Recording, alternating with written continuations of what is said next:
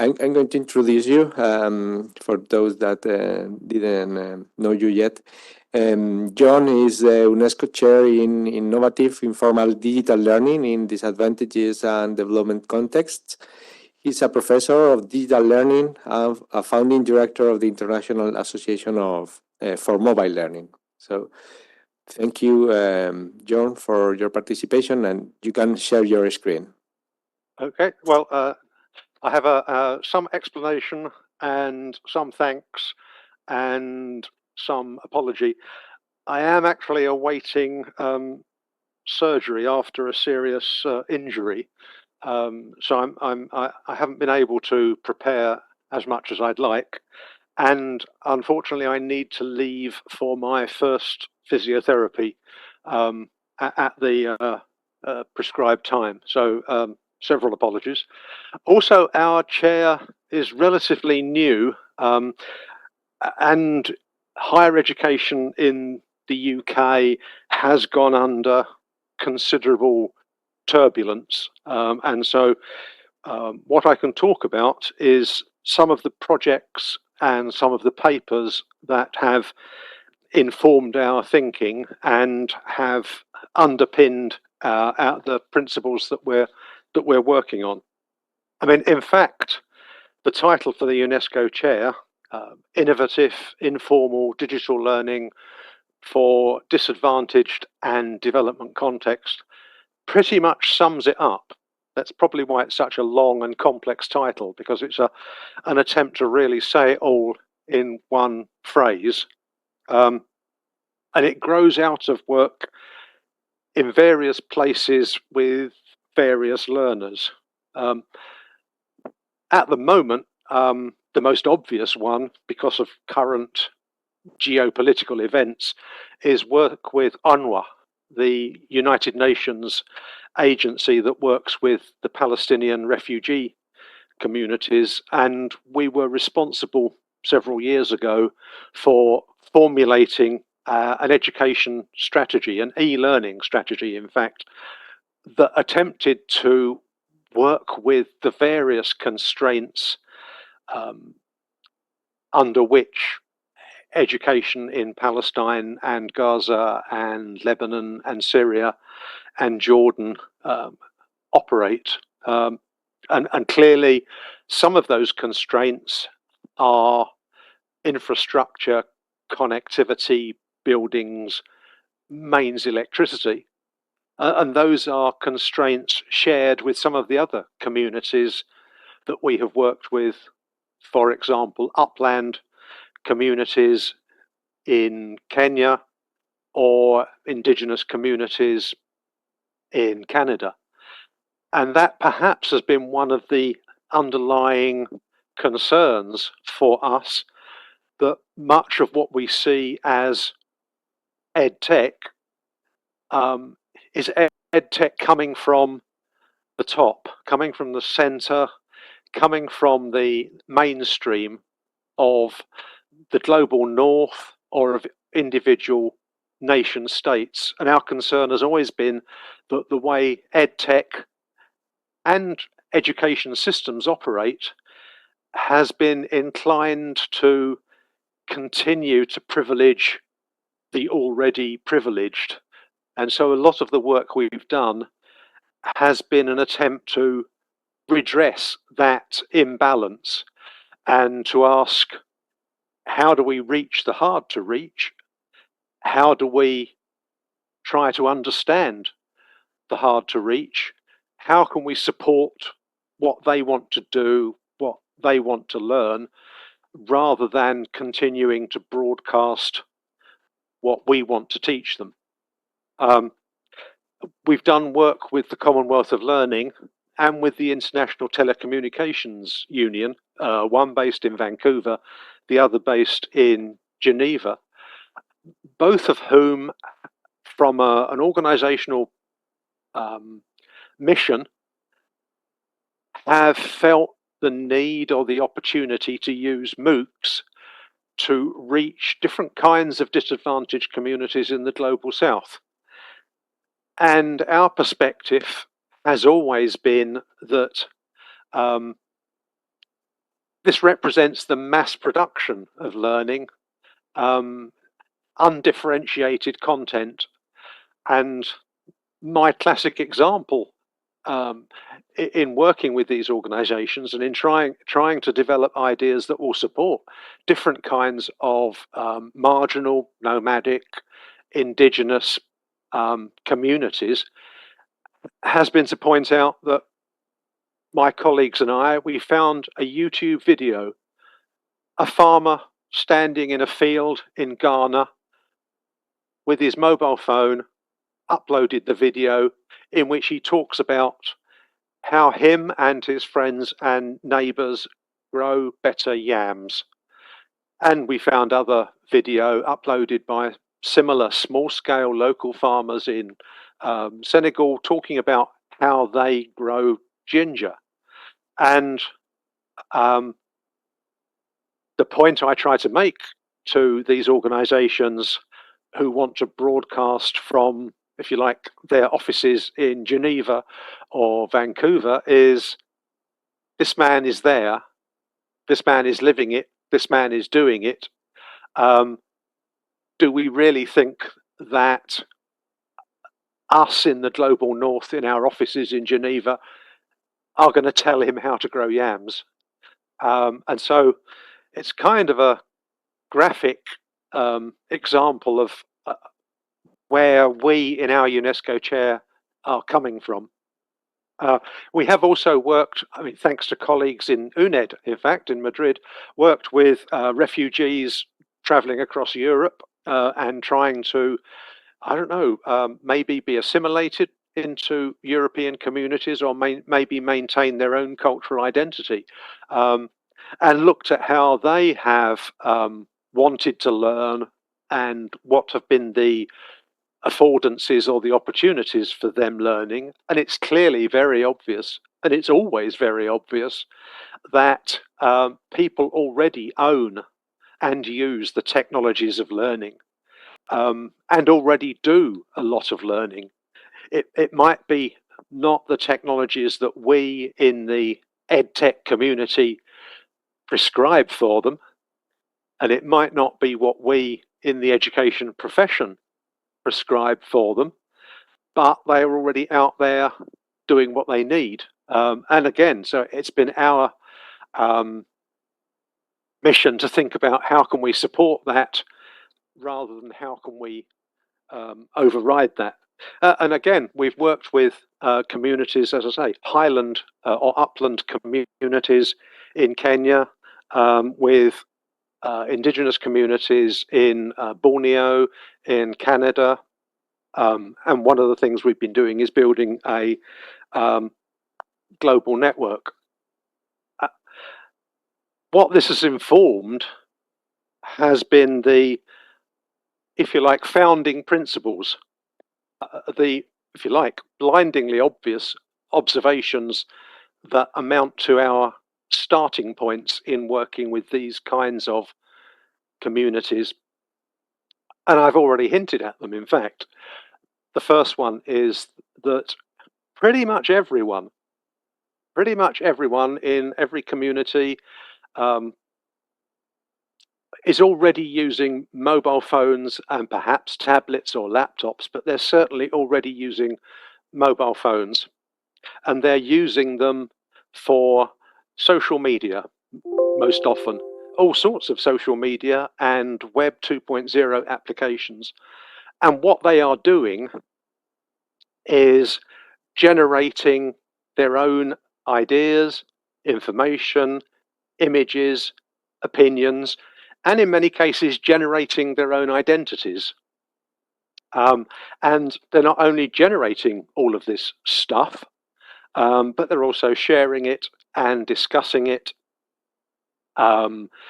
merging it, transforming it, recycling it, broadcasting it. And if you want to be specific, I can say look in YouTube, look in Facebook, look at Twitter, and clearly we all have reservations about, if you like, platform capitalism, digital capitalism, digital neo-capitalism, digital neo-colonialism, about how these different platforms and systems are owned and controlled. But for many people, it's what's obvious, it's what's easy, it's what they feel comfortable with. And again, as I often point out, what's the first thing my students at university do when they graduate? Stop using Moodle. And if we look at formal education, we see an enormous amount of money being invested, and effort and time being invested in developing these dedicated edtech systems, training people to use them, paying for the licenses, developing the content. And one of our points, a different foundational principle, is actually the content is already out there. The world is not short of content. It might be short of the skills to find the right content, to find the stuff that you like, that you need, but it's not short of content. And nor is it short of apps or tools. But certainly the stuff is already out there. The content is already out there. And people are accessing it within perhaps Facebook groups or Twitter hashtags. They're developing their own communities which have their own ideas about what is worth learning, what are the appropriate ways to interact, how do you join this community, all of those kinds of things already. It's happening. You could say, well, perhaps in the words of Mr. Spock, I think, that it's learning, but not as we know it, Captain. And there's a lot of it, and I'm not endorsing it. I'm not saying it's good learning, what people do with social media, but I'm saying it's out there, and I think it's our responsibility as educators to reach out there and work with it. I mean, as people have pointed out, I think Apple or Facebook have a larger economy or a bigger population than Poland. And that's where people are, and that's where they're learning, and that's how they're learning in ways they choose to learn. So that would be my second foundational principle. The first one is that, as I say, everyone already has technology. We needn't, both hardware technologies and software technologies, we needn't be developing more. We certainly don't need to be selling it to them. They've already got what they need and what they like. And our second point is that they're already learning with it. As I say, it might not be what I, in my university institution, recognize as proper learning, good learning, the way I did it, but it still constitutes the exchange of ideas, information, and I suppose, you could argue it's very low tech. It's not exploiting the technological opportunities, but I think it might not be exploiting virtual reality or high resolution graphics. But I guess our point is that it reaches to the bottom of the pyramid. And I'm not sure, given the last 50 years, whether I trust any ideas of trickle down economics or trickle down development or trickle down technology. I think the past 50 years show us that what starts at the top stays at the top. And so we're trying to work with things as they are, not things the way we'd like them to be. And our third point really is that there are a lot of pedagogies, if you like, innovative or developing ones that we think can be developed, appropriated, adapted for different communities and their different ideas about learning. And I won't mention very many of them. In fact, I'm happy to talk about them at much greater length if you want to get in touch. But there is, for example, the idea of curating content, or indeed curating or orchestrating communities. There's a lot of communities out there already. Everything from Byzantine history to obscure zoology. So we hope that we can help communities find the right stuff, organize the right stuff, share the right stuff, and discard the right stuff. And that's what we see as our role as teachers, is helping people learn and turning them into lifelong learners. So it's not merely 3 years, 5 years, 7 years of education and then you leave the system hoping that you're going to manage for the rest of your life, but actually the skill of curating will hopefully get you through the rest of your life. And I'll just mention a second one, which is around the idea of user-generated content. The fact that what people value most is what talks to them, and what talks to them is what people like them say or write or do. So how can we value other people's cultures, indigenous cultures, marginal cultures? One way we can do that is by helping them express themselves. I'll just mention two of the kind of background or prerequisite activities to this. And one is, of course, that actually, if you look at what EdTech is based on, it's clearly based on EdTech research and EdTech researchers. And that basically means that what we do in education is based on the thinking and the methods of white Europeans. And that isn't necessarily how anyone else, probably old white Europeans, actually, old white male Europeans. If you look at depictions of educational theorists, you might find a picture of Vygotsky. I think he was from the Urals, and perhaps, the education of Freire, from Brazil, from northeast Brazil. And you might find some women, perhaps Diana Laurillard, but the rest is white male Europeans. And we don't think that the research methods, the research tools, the research ethics are necessarily appropriate for any other community, any other culture, other than that of actually middle-class bourgeois, white, male Europeans. And if we want to understand and support these other peoples in their learning, we need better and more authentic research methods that will help us engage in a conversation rather than merely answer the questions that we have. What are the concerns that they have?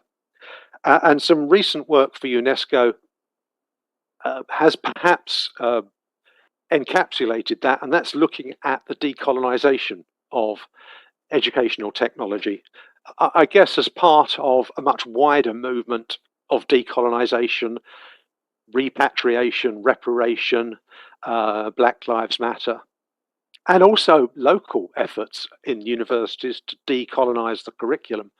But again, it becomes very clear, if any of us here are looking at our computer interfaces, just how much of the interaction and the exchange is dominated by the images, the icons, the interactions, the language, the fonts of a particular community, probably the community of Silicon Valley, and how everything we do on computers is mediated by the hegemony of one particular culture.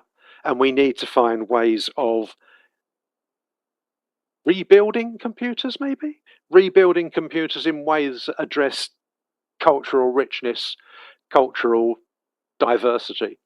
So those are parts of our mission and our work within the UNESCO chair that is hosted at the University of Wolverhampton, and for which I'm the chairholder.